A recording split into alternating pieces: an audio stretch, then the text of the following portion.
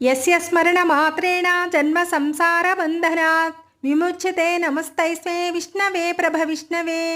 ఎవరిని కేవలం స్మరించడమే ద్వారా జనన మరణాల బంధనం నుండి విముక్తి కలుగుతుందో ఆ ప్రభావశాలైన విష్ణువునకు నమస్కరిస్తున్నాను. ఓం నమో విష్ణవే ప్రభ విష్ణవే.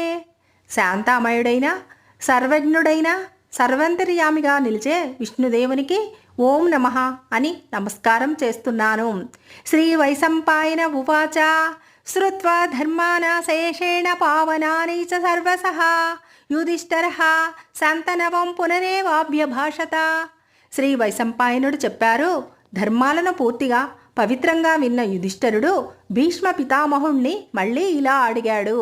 యుధిష్ఠిర ఉవాచ కిమేకం దైవతం లోకే కిం వాప్యేకం పరాయణం స్తువంతః కం కమర్చంతః ప్రాప్నుయు మానవా శుభం. యుధిష్ఠిరుడు అడిగాడు, ఈ లోకంలో ఒకే దైవంగా ఎవరు? మనుషులకు పరమాశ్రయం ఎవరు? వారిని స్తుతిస్తూ ఆరాధిస్తూ మానవులు శుభం ఎలా పొందగలరు? కో ధర్మః సర్వధర్మాణం భవతః పరమో మతః కిం జపన్ ముచ్యతే జంతు జన్మ సంసార బంధనాత్. సర్వధర్మాల్లో శ్రేష్టమైన ధర్మం ఏది? ఏ మంత్రాన్ని జపిస్తే ఈ జీవుడు జనమరణ బంధనాల నుండి విముక్తి పొందగలడు?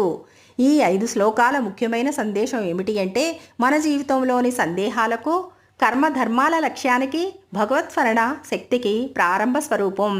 భక్తితో భీష్ముని అడిగిన ప్రశ్నలు మనకు మార్గదర్శకం అవుతాయి.